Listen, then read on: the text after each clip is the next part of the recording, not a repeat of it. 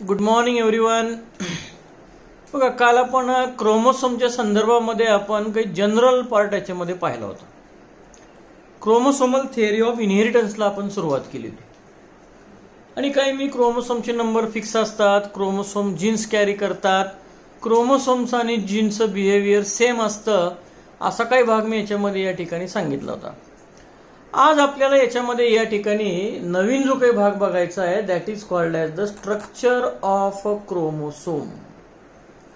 आता नवीन भाग आपण याच्यामध्ये बघतोय, structure of chromosome.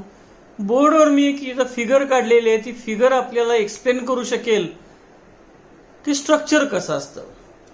So starting with the structure of chromosome. बोर्डकडे बघा, लक्षात येईल आपल्याला काय आहे नेमकं. आपण जर क्रोमोसोमचं स्ट्रक्चर स्टडी करायचं असेल तर आवश्यकता काय? We have to choose the chromosome from metaphase. ते पहिल्यांदा लक्षात घ्या. आपल्याला जर क्रोमोसोमचं स्ट्रक्चर इन डिटेल व्यवस्थित पाहायचं असेल तर आपल्याला सेल डिव्हिजन मधलं जी मेटाफेज नावाची सेकंड फेज असते ती आपल्याला निवडावी लागते. मग आपल्याला क्रोमोसोमचं स्ट्रक्चर चांगलं पाहायला मिळतं. कारण काय? मेटाफेज मध्ये क्रोमोसोम हा सगळ्यात जास्त कंडेन्स्ड झालेला असतो. कंडेन्स म्हणजे थोडासा कॉम्प्रेस झालेला असतो आणि म्हणून त्याचं जे स्ट्रक्चर आहे ते आपल्याला अतिशय चांगल्या पद्धतीमध्ये या ठिकाणी आपल्याला पाहायला मिळतं. स्ट्रक्चरली क्रोमोसोम मध्ये काय असतं? स्ट्रक्चरली क्रोमोसोम मध्ये दोन क्रोमॅटिड असतात. मी एक छोटी दुसरी फिगर तुम्हाला दाखवतोय. स्ट्रक्चरली क्रोमोसोम मध्ये दोन क्रोमॅटिड असतात. हा एक भाग क्रोमॅटिड आहे, हा एक भाग क्रोमॅटिड आहे. दोन क्रोमॅटिड जिथं जोडले जातात त्याला सेंट्रोमियर म्हणतात. हे साधं सोपं लक्षात घ्या. आता ही फिगर जे त्याचं थोडंसं मोठं व्हर्जन हे म्हणूयात.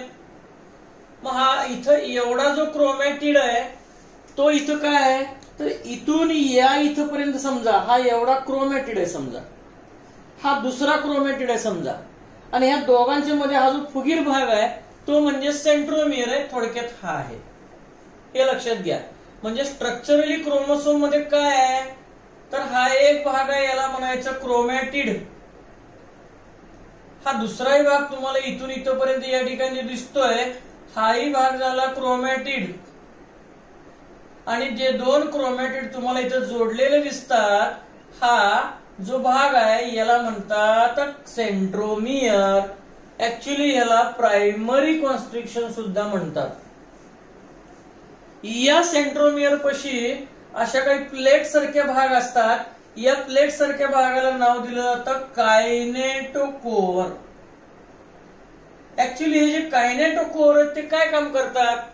Kinetochore is the place where spindle fibres are attached. Cell division आपल्याला माहिती आहे, असे फायबर अटॅच होत असतात आणि हे फायबर या ठिकाणी ह्या क्रोमोसोमला ओढतात किंवा डिव्हाइड करतात आपण म्हणूया. हे जे काही कायनेटोकोर आहे त्या कायनेटोकोर ह्या अशा प्लेट सारखे भाग आहेत की जिथं हे फायबर्स या ठिकाणी अटॅच असतात. हा दुसरा भाग समजायचा. तिसरं लक्षात घ्या, काही वेळेस क्रोमोसोमला या प्रायमरी कॉन्स्ट्रिक्शनच्या बरोबर सेकंडरी कॉन्स्ट्रिक्शन सुद्धा तुम्हाला इथं पाहायला मिळतात. एक सेकंडरी कॉन्स्ट्रिक्शन असेल किंवा दोन पण सेकंडरी कॉन्स्ट्रिक्शन असू शकतात. जनरली सेकंडरी कॉन्स्ट्रिक्शन ही अशी जागा असते जिथं न्यूक्लिओलस नंतर फॉर्म होत असतो, म्हणून याला न्यूक्लिओलर ऑर्गनायझर सुद्धा म्हणतात. जो सेकंडरी कॉन्स्ट्रिक्शन आहे त्याला न्यूक्लिओलर ऑर्गनायझर म्हणतात. न्यूक्लिओलस नंतर तिथं फॉर्म होत असतो. मग न्यूक्लिओलस झालं की न्यूक्लिअर मेम्ब्रेन तयार होतं, मग न्यूक्लियस तयार होतो. सेल डिव्हिजन मध्ये हे सगळं याच्यामध्ये या ठिकाणी येत असतं. तिसरं लक्षात घ्या, काही वेळेस याला सॅटेलाइट पण याच्यामध्ये या ठिकाणी असतात. हा जो कडेचा भाग जो दाखवलेला आहे हा सॅटेलाइट किंवा सॅट क्रोमोसोम असेल याच्यामध्ये या ठिकाणी म्हणतात. टेलला एंडला या ठिकाणी हा भाग असतो, याला टिलोमियर म्हणतात. आणि आतमध्ये तुम्हाला एक धाग्यासारखा हा सगळा जो भाग दिसतोय या एंड पासून या एंड पर्यंत, याला क्रोमोनिमा किंवा क्रोमोनिमॅटा असं म्हणतात. आणि हे झालं सगळं स्ट्रक्चर ऑफ क्रोमोसोम. तर स्ट्रक्चर ऑफ क्रोमोसोम फार सोपं आहे, लक्षात घ्या. 2 क्रोमॅटिड असतात, हा एक आणि हा एक. जोडणारा सेंटरचा पॉइंट म्हणजे सेंट्रोमियर आहे. मग इथं मी हा इथून एवढा एक क्रोमॅटिड, हा इथून एवढा दुसरा, आणि हा मधला फुगीर भाग आहे तो म्हणजे सेंट्रोमियर. सेंट्रोमियरच्या ठिकाणी कायनेटिकोर असे प्लेट सारखे भाग असतात जिथं फायबर अटॅच होतात सेल डिव्हिजनच्या वेळेस. प्रायमरी कॉन्स्ट्रिक्शनच्या बरोबरच काही ठिकाणी 2 किंवा 1 सेकंडरी कॉन्स्ट्रिक्शन दिसतं. सेकंडरी कॉन्स्ट्रिक्शन हे ऍक्च्युअली न्यूक्लिअर ऑर्गनायझर म्हणून ओळखलं जातं. न्यूक्लियस तयार होतो, हा सॅट क्रोमोसोमचा भाग असतो किंवा सॅट म्हणतात. आणि इथं शेवटचा भाग जो असतो या क्रोमोसोमचा सेकंडरी कॉन्स्ट्रिक्शनच्या नंतरचा म्हणूयात, त्याला टिलोमियर म्हणतात.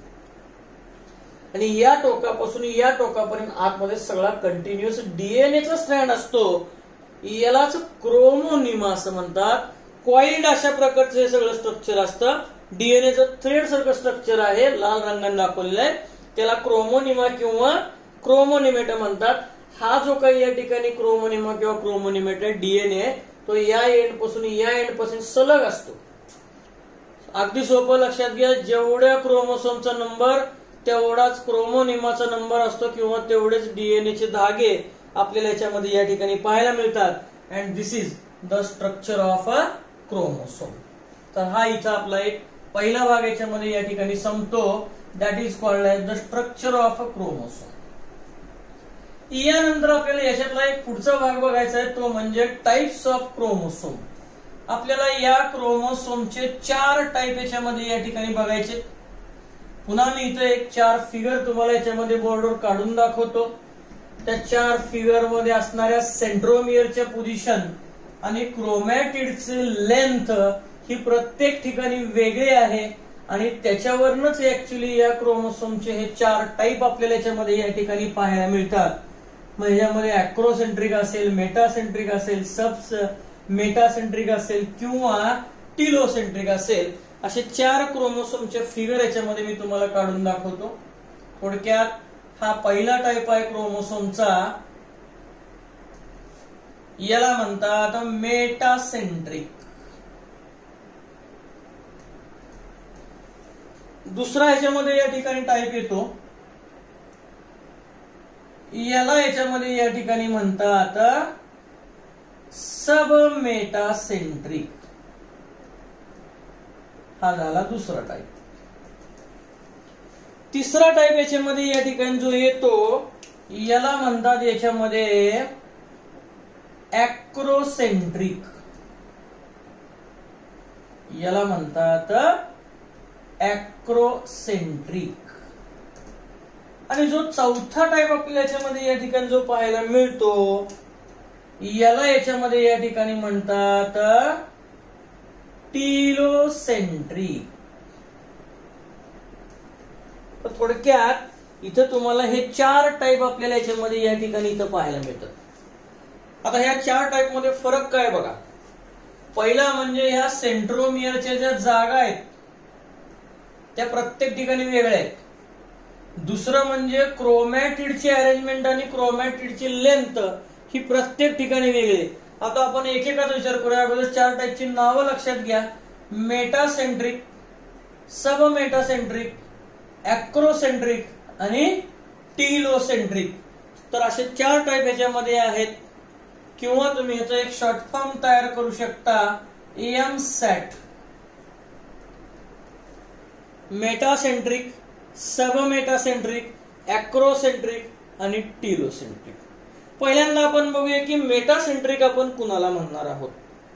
काय दिसतंय मेटासेंट्रिक? मेटाचा अर्थ लक्षात घ्या, मिडल. काय दिसतंय इथं? सेंट्रोमियर बरोबर मिडल आहे.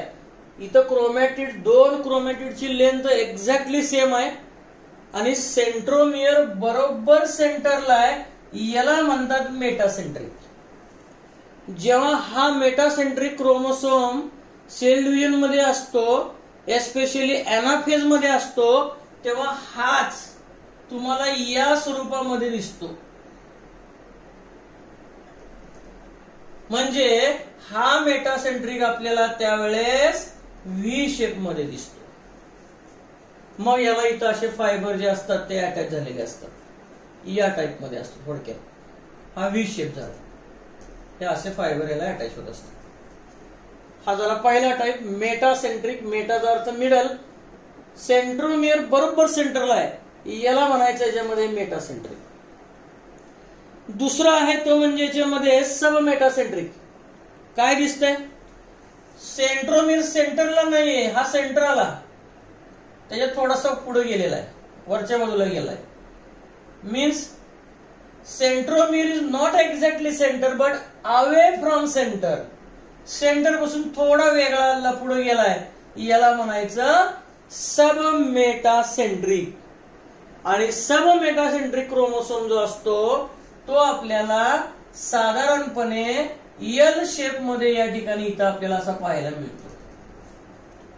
जेव्हा सेल डिव्हिजन होते त्या सेल डिव्हिजनच्या फेज मध्ये आपल्याला हा जो काय असेल हा अशा प्रकारचा एल शेप मध्ये आपल्याला इथं पाहायला मिळतो. सो सब मेटासेंट्रिक जो आहे तो अशा प्रकारचा एल शेप मध्ये इथं पाहायला मिळतो. तिसरा आहे तो म्हणजे अॅक्रोसेंट्रिक. काय दिसतंय अॅक्रोसेंट्रिक मध्ये? Centromere is far away from the center. मी आता काय सांगितलं? Centromere is at the center, centromere is just away from centre and centromere is far away from center. खूप लांब गेलेला आहे. आणि जो दुसरा क्रोमॅटिड आहे त्याची पण लेंथ कमी झालेली आहे असं आपण म्हणूयात, म्हणजे तोही कमी आहे. म्हणजे इथे एका क्रोमॅटिडची लेंथ जास्त आहे, दुसऱ्याची कमी असं आपण म्हणूयात. याला म्हणायचं अॅक्रोसेंट्रिक. आणि हा अॅक्रोसेंट्रिक जो काही क्रोमोसोम आपल्याला याच्यामध्ये या ठिकाणी जो दिसतो तो साधारणपणे आपल्याला याच्यामध्ये जे शेप मध्ये या ठिकाणी दिसतो.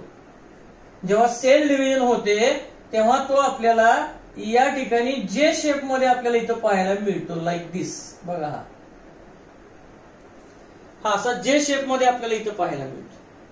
हा वरचा भाग कमी असतो आणि हा दुसरा भाग म्हणजे ऍक्च्युली क्रोमोसोमची सगळ्या क्रोमोसोमची लेंथ सेमच असते. लक्षात घ्या, फक्त सेंट्रोमियर वर खाली झाल्यामुळं क्रोमॅटिडचा आकार कमी जास्त झालेला असतो आणि त्याच्यावरनं हे पडलेले टाईप आहेत अॅक्रोसेंट्रिक. शेवटचा भाग लक्षात घ्या, टीलो. टीलो म्हणजे टेल, टेल म्हणजे शेवट. काय दिसतंय? Centromere at the one end. एका टोकाला गेलंय दुसरा क्रोमॅटिडच नाही असं समजायचं. आणि टेलला गेलं, शेवटच्या टोकाला गेले म्हणून याला टीलोसेंट्रिक असं म्हणतात. हा शेप आपल्याला कसा दिसतोय? Just like I shape. Telocentric जो आहे तो आपल्याला कसा दिसतोय? तर टीलोसेंट्रिक आपल्याला आय शेप मध्ये दिसतोय. तर हे चार टाईप आपल्याला या क्रोमोसोमचे असतात: मेटा, सबमेटा, अॅक्रो आणि टीलो. आपल्या पुस्तकामध्ये एक टेबल दिलंय, पोझिशन ऑफ सेंट्रोमियर दिलंय. Centre, away from centre, far away from centre and at the one pole असं आपण म्हणूयात. हे झाले टीलोसेंट्रिक, मेटासेंट्रिक, सब मेटासेंट्रिक. हे चार टाईप लक्षात घ्या: व्ही, एल, जे आणि आय. तुम्ही जर त्या MSATच्या इथं जर का हे जर चार शेप तुम्ही जर याच्यामध्ये या ठिकाणी लिहून काढले तर अशा प्रकारचं हे एक तुम्हाला लक्षात येईल. MSAT, VLGI म्हणजे काय? तर हे शेप आहेत आणि ही नाव आहेत. ह्याच्यावर एखादा क्वेश्चन येऊ शकतो. दुसरा एक कसा आहे, तर फिगर देतील, फिगरवरनं क्वेश्चन विचारतील, ह्याचं नाव काय, ह्याचा शेप कुठला आहे, ह्याचं नाव काय, ह्याचा शेप कुठला आहे, ह्याचं नाव काय आणि ह्याचा शेप काय, असं तुम्हाला याच्यामध्ये या ठिकाणी विचारलं जाऊ शकेल. तर अशा प्रकारचे हे चार क्रोमोसोम आहेत: मेटा, सबमेटा, अॅक्रो आणि टीलो. त्याला VLJI अशा शेप याच्यामध्ये या ठिकाणी येतात. ओके, तर अशा प्रकारचा या ठिकाणी हा जो क्रोमोसोम आहे तो आपल्याला याच्यामध्ये या ठिकाणी सांगता येतो. So these are the types of chromosome. याच बरोबर आपल्याला एक छोटासा आर्टिकल याच्यामध्ये या ठिकाणी संपवायचं आहे, ते म्हणजे what is mean by the sex chromosome. आणि या सेक्स क्रोमोसोम मध्ये दोन क्रोमोसोम आपल्याला याच्यामध्ये या ठिकाणी बघायचे. आता ऍक्च्युली लक्षात घ्या, सेक्स क्रोमोसोम कुणाला म्हणूयात?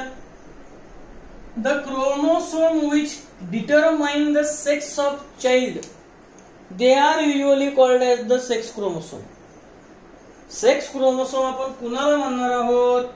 तर जे क्रोमोसोम सेक्स डिटरमाइन करतात, नवीन तयार होणाऱ्या चाइल्डचं त्याला म्हणतात त्याच्यामध्ये सेक्स क्रोमोसोम. ह्युमन मध्ये 2 प्रकारचे सेक्स क्रोमोसोम असतात, एकाला एक्स आणि एकाला वाय क्रोमोसोम असं याच्यामध्ये या ठिकाणी म्हणतात. थोडक्यात हा एक्स क्रोमोसोम मी याच्यामध्ये या ठिकाणी तुम्हाला दाखवतो आणि त्याच्याच कडेला इथं या ठिकाणी हा वाय क्रोमोसोम पण दाखवतो. लक्षात घ्या, जर मेल असेल, मेल मध्ये कंपोजिशन कसं असेल, 44 ऍटोसोम असतील, एक्स आणि वाय असं असेल. फिमेल मध्ये कसं कंपोजिशन असेल, 44 ऍटोसोम असतील आणि 2 एक्स क्रोमोसोम असतील. म्हणजे या टाइपचे 2 एक्स क्रोमोसोम फिमेल मध्ये आणि मेल मध्ये 1 एक्स आणि 1 वाय असतो. आता हे दिसतायत हे सगळे सेक्स क्रोमोसोम आहेत. मग एक्स वाय आले तर ते मेल चाइल्ड असेल, एक्स असेल तर ते फिमेल चाइल्ड असेल. शेवटची जोडी ही सेक्स क्रोमोसोमची असते. शेवटची जोडी ही सेक्स क्रोमोसोमची असते. 23वी जोडी ही सेक्स क्रोमोसोमची असते. 22 जोड्या म्हणजे 44 क्रोमोसोम हे ऍटोसोमचे असतात. ते बाकी सगळे कॅरेक्टर डिटरमाइन करतात. हे मात्र sex child, sex of child किंवा सेक्स रिलेटेड डिसीजेस, डिसऑर्डर हे या क्रोमोसोमवर अवलंबून असतात. मग आता आपण पहिला विचार करूया एक्स क्रोमोसोमचा. काय बघा, एक्स क्रोमोसोम हा स्ट्रेट आहे, सरळ आहे आणि 4 टाइप मध्ये बघितलं त्यातला हा कुठला टाइप आहे, मेटासेंट्रिक आहे. पहिलाच टाइप दिसतोय बघा ना, बरोबर. याला आपण म्हणूयात हा जो काही एक्स क्रोमोसोम आहे हा मेटासेंट्रिक टाइपचा आहे. तिसरा तर वाय कसा आहे, मग वाय मध्ये हा एक छोटा आणि हा या ठिकाणी म्हणजे 2 वेगळ्या प्रकारचे आपल्याला त्याच्यामध्ये दिसतात. म्हणजे वाय क्रोमोसोम कसला आहे, ऍक्रोसेंट्रिक आहे. 3 नंबरचा टाइप, मेटा, सब मेटा, ऍक्रो आणि टिलो, हा 3 नंबरचा टाइप आला ऍक्रोसेंट्रिक. म्हणजे इथं काय आहे, एक क्रोमॅटिड मोठा आहे, एक क्रोमॅटिड छोटा आहे. तिसरं लक्षात घ्या, ह्या प्रत्येक क्रोमोसोम मध्ये डार्कली स्टेनर्ड भाग पण असतो आणि फेंटली स्टेनर्ड पण भाग असतो. जिथं डीएनए जास्त असतो आणि डीएनए कमी असतो आपण म्हणूयात, या प्रकारचे पण भाग असतात. याला यू क्रोमॅटिन आणि हेट्रोक्रोमॅटिन म्हणतात. आता यू क्रोमॅटिन आणि हेट्रोक्रोमॅटिन काय आहेत ते लक्षात घ्या. यू क्रोमॅटिन आणि हेट्रोक्रोमॅटिन हे दोन्ही क्रोमोसोम असतात. यू क्रोमॅटिनचा अर्थ काय, तर थोडा एक्सटेंडेड रिजन म्हणूयात. ऍक्च्युअली हा यू क्रोमॅटिन जो असतो त्याच्यामध्ये डीएनए जास्त असतो आणि हा जास्त ऍक्टिव्ह रिजन म्हणून काम करतो. हेट्रोक्रोमॅटिन मध्ये डीएनए कमी असतो आणि हा लेस ऍक्टिव्ह याच्यामध्ये या ठिकाणी असतो. एक्स क्रोमोसोम मध्ये यू क्रोमॅटिनचा अमाऊंट जास्त असतं आणि वाय क्रोमोसोम मध्ये हेट्रोक्रोमॅटिनचा अमाऊंट जास्त असतं. म्हणून एक्स क्रोमोसोम हा जास्त ऍक्टिव्ह आहे कुणापेक्षा, वाय पेक्षा, असं समजलं जातं. तर यू आणि हेट्रोक्रोमॅटिन लक्षात घ्या. पुढे आता या क्रोमोसोमचा विचार केला तर या क्रोमोसोम मध्ये इथून खाली म्हणजे या सेंट्रोमियरच्या खाली जर बघितलं तर या इथून इथपर्यंत हा एवढा सिमिलर भाग आहे. याला आपण म्हणू शकतो होमोलॉगस पार्ट. होमोलॉगसचा अर्थ स्टार्ट टू एंड, या एंड पासून या एंड पर्यंत सेम. इथं जो जीन असेल त्याचा पॅरलल जीन इकडे असेल, म्हणजे इकडे टॉल असेल तर इकडे डॉर्फ असेल, म्हणजे इथं हाईटचा असेल तर इथं पण हाईटचा, इथं कलरचा असेल तर इथं कलरचा. हे थोडक्यात हे पार्ट सिमिलर आहे, ह्याला म्हणायचं होमोलॉगस पार्ट. आता इथं बघा हे 2 पार्ट वेगळे आहेत, इथं छोटा आहे इथं मोठा आहे, याला म्हणतात नॉन होमोलॉगस पार्ट. हे लक्षात घ्या. मग नॉन होमोलॉगस पार्ट एक्स मध्ये जास्त मोठा आहे, नॉन होमोलॉगस पार्ट वाय मध्ये छोटा आहे. दुसरं लक्षात घ्या, जो नॉन होमोलॉगस पार्ट असतो तिथले जीन युनिक असतात. म्हणजे इथल्या जीनचं ज्याला आपण म्हणूयात की ॲलिल इथं वाय वर नाहीये. इथे एखादा जीन असेल तर त्याचा ॲलिल इथं असेल असं सांगता येत नाही, पण तसं इथं नाही. इथं एखादा जीन असेल तर ह्याचा ॲलिल इथं असणार आहे. इथं हाईटचा असेल तर इथं पण हाईटचाच, इथं कलरचा असेल तर इथं पण कलरचाच. असे जीन याच्यामध्ये या ठिकाणी आपल्याला इथं पाहायला मिळतात.